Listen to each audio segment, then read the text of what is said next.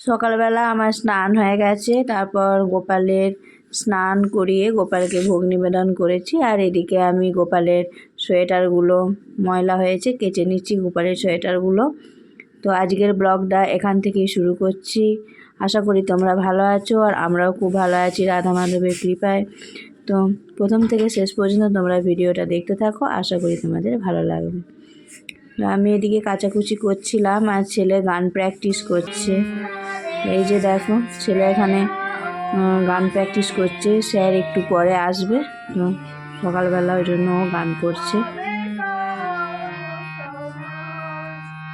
আমার সমস্ত গোপালের সোয়েটারগুলো কাচা হয়ে গেছে, এবার মেলে দিচ্ছি।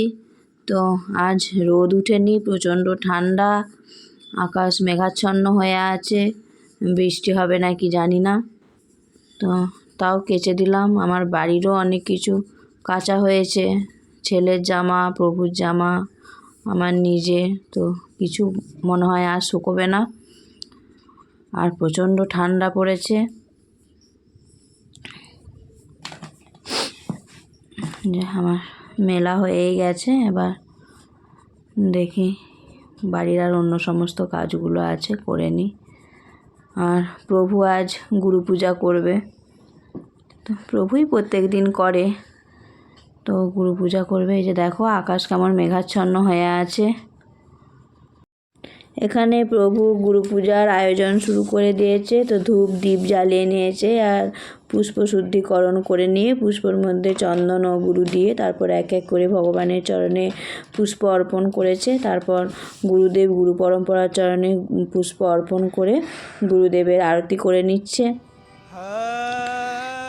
গুরুদেবের আরতির পর তোমরা একটু ভগবানকে দর্শন করো, রাধা মাধব গোপাল রাধারানীকে, দামোদর নৃসিংহদেবকে দর্শন করে নাও।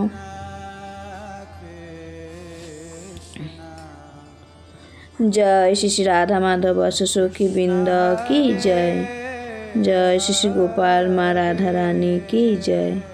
জয় পঞ্চতত্ত্ব শ্রী ভগবান কি জয়। জগন্নাথ বলরাম সুভদ্রা মহারানী কি জয়।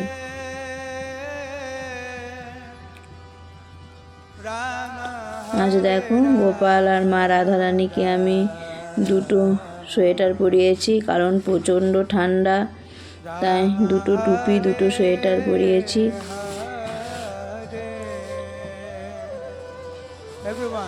জগন্নাথ বলদেব সুভদ্রা মহারানী জয়, শ্রী শ্রী গোপীনাথ কি জয়।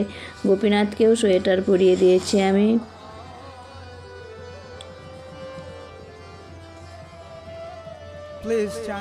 জয় শ্রী শ্রী দামোদর ভগবান কি জয়। জয় মা যশোদা মহারানী কি জয়।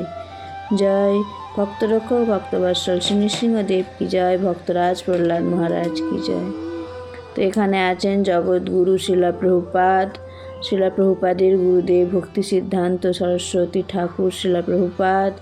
তারপর আছেন গৌর কিশোর দাস বাবাজি মহারাজ। তারপর আছেন শ্রী শ্রী ভক্তি বিনোদ ঠাকুর। তারপর আছেন জগন্নাথ দাস বাবাজি মহারাজ। তারপর আছেন সরগোস্বামীরা। তো চলো এবার অন্যান্য কাজকর্মগুলো সারি। তো আমি এদিকে দেখো বাড়ির সমস্ত কাজকর্ম সেরে তারপর সেলাই নিয়ে বসেছি। তো এই সোয়েটারটা নতুনই সোয়েটারটা, আর একটু ফুটো ফুটো হয়ে গেছে, ঘরগুলো খুলে গেছে, তো সেগুলোকে আমি সুতো দিয়ে মেরে নিচ্ছি ঘরগুলোকে। তো ভগবানের সেবার সাথে সাথে ভক্তদের তার বাড়ির কাজগুলো করতে হয়। তো এবার আমি সেলাইটা করে নিই, তারপর ভগবানের জন্য রান্না করব। আর এদিকে ছেলের স্যার এসেছে, ছেলে গান শিখছে। তো তোমাদেরকে বললাম যে স্যার আসবে, স্যার চলে এসেছে। স্যারই ওর সাথে তবলায় সাথ দেয়। আর এদিকে প্রভু টিফিনে ভগবানকে ভোগ নিবেদন করে জপ করে নিচ্ছে। এবার আমি ভগবানের রান্নাঘরে চলে এসেছি রান্না করব বলে। তো আজ প্রচণ্ড ঠান্ডা, তাই প্রভু বলল ভগবানের জন্য খিচুড়ি করো। তো এই যে খিচুড়ি, টমেটোর চাটনি আর বেগুন পোড়া হবে, আর হবে আলু ঝাল টমেটো দিয়ে। তো আমার খিচুড়ি হয়েই গেছে, আর এদিকে সমস্ত রান্নাও হয়ে গেছে। টমেটোর চাটনি, আলুর ঝাল সমস্ত কিছু রান্না হয়ে গেছে। এবার গরম গরম থালায় বেড়ে নিয়ে ভগবানকে ভোগ নিবেদন করব, তারপর আমরাও প্রসাদ পাবো। এই যে বেগুন পোড়াটা কাঁচা তেল লঙ্কা দিয়ে মেখেছি। তো আজকের ব্লগ এ পর্যন্তই, দেখা হবে পরে একটি নতুন ব্লগে। হরে কৃষ্ণা।